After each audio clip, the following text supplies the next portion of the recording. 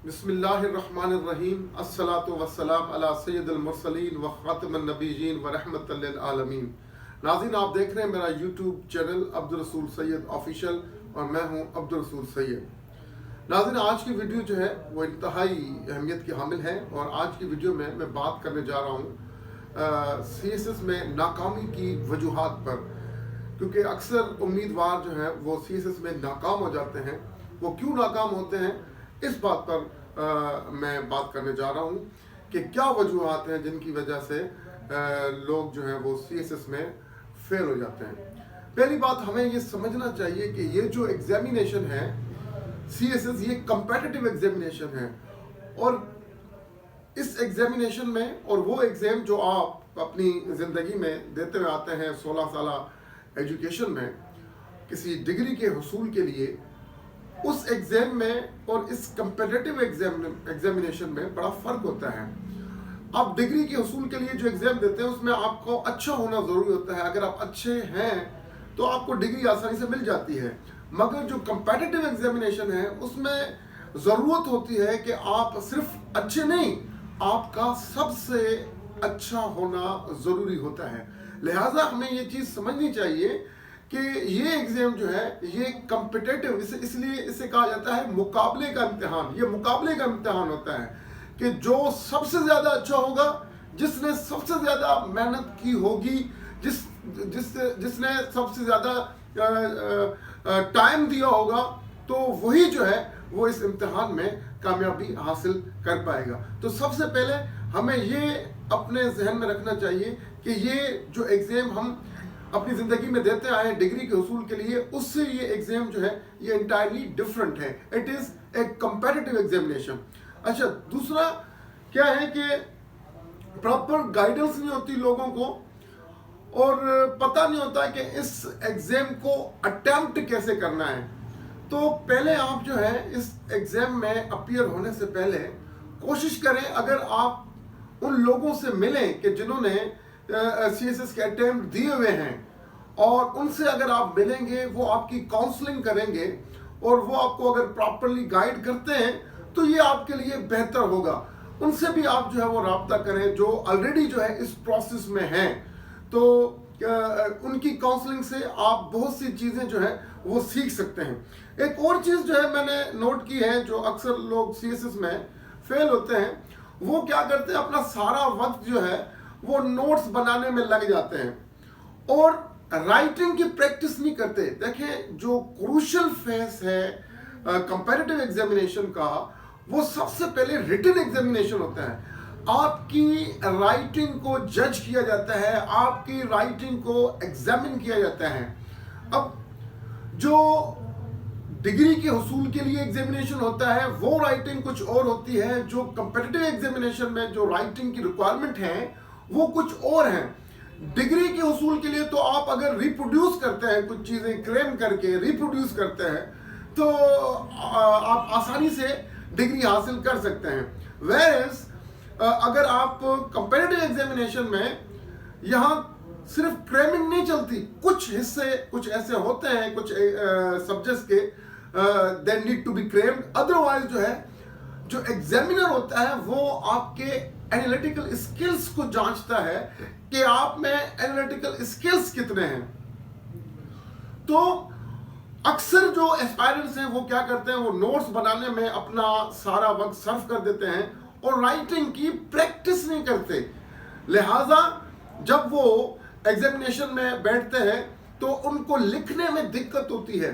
They take lot of time to make sentences. तो इससे क्या होता है, तो वो टाइम मैनेज नहीं कर पाते और फिर वो जो जो जो रिक्वायरमेंट होती है, जो एग्जामिनर जो है आपकी राइटिंग में जो चीज़ देखना चाहता है उसे वो चीज़ नहीं मिलती। तो फिर क्या होता है, कॉन्सिक्वेंटली आप अच्छे मार्क्स हासिल नहीं कर सकते। तो राइटिंग की प्रैक्टिस ज़रूर कीजिए। अब देखिए, अक्सर जो है मैंने ऑब्जर्व किया है, मोस्ट ऑफ द कैंडिडेट्स वो फेल होते हैं किसमें, दो सब्जेक्ट्स हैं। एक तो है इंग्लिश एसे और दूसरा इंग्लिश प्रेसी एंड कंपोजिशन। दोनों सब्जेक्ट जो हैं वो रिक्वायर करते हैं आपकी राइटिंग स्किल्स। अगर आप इफेक्टिव राइटिंग स्किल्स हैं आपके पास, तो आप आसानी से इंग्लिश ऐसे का पेपर हो या इंग्लिश प्रेसी एंड कंपोजिशन का पेपर हो, आप आसानी से ये दो पेपर क्लियर कर सकते हैं। अगर आपकी राइटिंग स्किल्स बेहतर नहीं है तो आप भूल जाएं, आपके ये दो सब्जेक्ट्स जो हैं आप इनमें कोई कामयाबी, खातिर ख्वाह कामयाबी हासिल कर पाएंगे।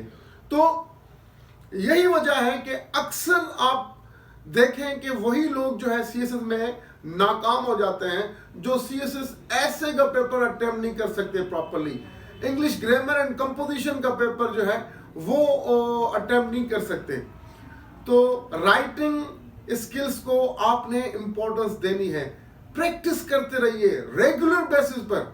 अगर आप जो है दिन में कोई 12 घंटे पढ़ते हैं तो 1 घंटा आप रोजाना की प्रैक्टिस करें, अपने राइटिंग स्किल्स को आप इंप्रूव करें, जितना हो सकता है अपने राइटिंग स्किल्स को इंप्रूव करें। एक और चीज जो है वो ये है कि लैक ऑफ एनालिटिकल स्किल्स। अब इस दफा क्या हुआ है, आप हैरान होंगे सुन के कि पाकिस्तान अफेयर्स में बहुत से लोगों को फेल किया गया है और बहुत से एस्पायरेंट्स जो है वो पाकिस्तान अफेयर्स का पेपर प्रॉपरली अटेम्प्ट नहीं कर पाए तो वो फेल हो गए। अब क्या है, पाकिस्तान अफेयर्स जो है ये भी बड़ा ट्रिकी सब्जेक्ट है। अब वो लोग के जिनके पास एनालिटिकल स्किल्स नहीं होते तो वो क्या करते हैं, जब पाकिस्तान अफेयर्स का सब्जेक्ट अटेम्प्ट करते हैं तो उसमें कुछ ऐसी चीजें वो रिक्वायर करते हैं कि वो आपकी एनालिटिकल अप्रोच को जो है वो जांचना चाहते हैं कि आपके पास कितने एनालिटिकल स्किल्स हैं। अब ये नहीं कि पाकिस्तान आजाद हुआ तो कैसे हुआ, नहीं, वो सवाल कुछ इस तरीके से वो पूछते हैं, अगर पाकिस्तान आजाद न होता तो क्या होता। तो ये क्या है, आपके एनालिटिकल स्किल्स हैं। अगर आप इस तरीके से आप अपनी तैयारी करेंगे और अपने एनालिटिकल स्किल्स को आप डेवलप करेंगे तो फिर ही आप जाके जो है सीएसएस के एग्जाम पास कर जाएंगे। न सिर्फ पाकिस्तान अफेयर्स, करंट अफेयर्स में भी ऐसे ही है। वो आपसे एग्जामिनर जो है वो आपसे आपकी राय पूछता है, ये नहीं पूछता कि क्या मसाइल हैं, वो पूछता है इन मसाइल का हल क्या है, आप इन मसाइल के बारे में अपनी क्या राय रखते हैं। ये है एनालिटिकल स्किल्स। अब ये एनालिटिकल स्किल्स जो है ये कैसे डेवलप होंगे, when you become avid reader, extensive reading is required in order to develop analytical skills in you. तो आप ज्यादा से ज्यादा पढ़ें। और अक्सर मैंने देखा है सीएसएस एस्पायरेंट्स जो है अक्सर वो न्यूज़पेपर नहीं पढ़ते। आप न्यूज़पेपर जरूर पढ़ें। न्यूज़पेपर में जो ओपिनियंस का पेज आता है जिसमें आर्टिकल्स लिखे हुए होते हैं वो जरूर पढ़ें आप। जब आप वो पढ़ेंगे रेगुलर बेसिस तो ये आपको हेल्प करेगी ये चीजें कि आप में एनालिटिकल स्किल्स पैदा होंगे। तो आपने एक चीज ये करनी है कि आपने एक्सटेंसिवली रीड करना है ताकि आप में एनालिटिकल स्किल्स पैदा हो सके। अक्सर एस्पायरेंट्स क्या करते हैं, वो एक सब्जेक्ट के लिए एक ही बुक पढ़ रहे हैं। नहीं, एक सब्जेक्ट पर कम से कम आपको जो है वो 3 बुक्स जरूर पढ़नी चाहिए। देखिए, एक तो होता है प्राइमरी बुक होती है ना आपकी जिसको आप पढ़ रहे होते हैं, 2 बुक्स आपकी रेफरेंस बुक्स होनी चाहिए। अगर आप इन एक सब्जेक्ट पर 3 किताबें पढ़ेंगे तो आपकी अप्रोच जो है to deal with that subject वो आपकी और बढ़ जाएगी और आप में फिर वो एनालिटिकल अप्रोच पैदा हो जाएगी। अच्छा, ये चीज। और देखिए कि जो मैंने देखा है अक्सर जो है वो एस्पायरेंट्स जब पेपर अटेम्प्ट करते ना तो टाइम मैनेज नहीं कर पाते। टाइम मैनेजमेंट जो है वो बड़ा मसला होता है। अब अगर पेपर में 5 सवाल आए तो वो क्या करते हैं, जो पहले 2 सवाल होते हैं उसमें ज्यादा टाइम सर्व कर देते हैं और जो फिर रेस्ट ऑफ द क्वेश्चंस होते हैं उनमें वो जो है वो कम टाइम स्पेंड करते हैं, उसमें ज्यादा लिख देते हैं और उसमें जो है वो कम लिखते हैं क्योंकि टाइम को वो प्रॉपरली मैनेज नहीं कर पाते। हर सवाल की अपनी एक रिक्वायरमेंट है, अगर वो आप मीट नहीं करते तो जाहिर है आपको फिर वो उतने नंबर आपके नहीं आएंगे। आप जैसे ही आपके पास पेपर आए तो पहले आप टाइम मैनेज करें कि मुझे ईच क्वेश्चन के लिए कितना जो है वो टाइम स्पेंड करना है, और with in that allotted time जो आप डिसाइड करते हैं कि मैं ये पहला सवाल जो है इसको मैं 20 मिनट दूंगा, दूसरे को 20 मिनट, तीसरे को ऐसे इक्वली आप जब टाइम डिस्ट्रीब्यूट करेंगे तो फिर आप विद इन टाइम जो है आपने वो सवालात जो है वो अटेम्प्ट करने हैं। तो टाइम मैनेजमेंट जो है वो इंतहाई जरूरी है। हर क्वेश्चन को उसका रिक्वायर्ड टाइम दें तो तभी जाके आपके अच्छे मार्क्स आएंगे। अच्छा, एक और चीज जो है वो बड़ी इंपॉर्टेंट है, बहुत इंपॉर्टेंट है। अक्सर लोग सीएसएस में फेल हो जाते हैं। वजह क्या है कि वो सब्जेक्ट सिलेक्शन में जो है वो मार खा जाते हैं। उनको they don't know how to select optional subjects. देखिए, एक तो कंपल्सरी सब्जेक्ट्स हैं for which you have no choice, ठीक है, और दूसरे हैं ऑप्शनल सब्जेक्ट्स, वो जो है आपके पास चॉइस होती है। तो ऑप्शनल सब्जेक्ट्स अक्सर मैंने देखा है कि एस्पायरेंट्स कैसे ऑप्ट करते हैं। वो फिर लोगों से पूछते हैं जाके कि मैं कौन से सब्जेक्ट्स जो है वो रखूं, ऑप्शनल में कौन से सब्जेक्ट्स रखूं।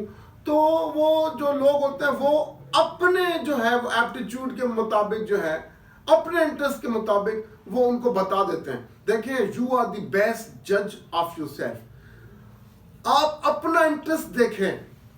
Number one, while deciding the subject, optional subject, आप जो है वो अपना इंटरेस्ट देखिए और उसके अलावा आप अपना एप्टीट्यूड देखिए, अपने स्किल्स देखिए कि आप वो सब्जेक्ट जो है उसमें अच्छे मार्क्स हासिल कर पाएंगे या नहीं कर पाएंगे। बहुत से लोग जो है वो ऐसे सब्जेक्ट सिलेक्ट करते हैं, क्या बुनियाद क्या होती है, वो पूछते फिरते हैं कि भाई कौन सा सब्जेक्ट हाई स्कोरिंग है, कौन सा सब्जेक्ट जो है वो लो स्कोरिंग है। भाई, every subject is high scoring if you have good command over that subject. Her subject high scoring हो सकता है अगर आपको आता है। तो लिहाजा अपना इंटरेस्ट देखिए, अपना एप्टीट्यूड देखिए। मैंने इंशाल्लाह मैं अगली जो वीडियो करूंगा वो इसी सब्जेक्ट के मुतालिक जो है करूंगा कि how to select optional subject. वो जरूर देखिएगा, जिसमें मैं डिटेल में आपको बताऊंगा कि आप जब सब्जेक्ट सिलेक्ट करने लगे तो किन किन चीजों को मद्देनजर रखना बहुत जरूरी है। तो for this video it is enough.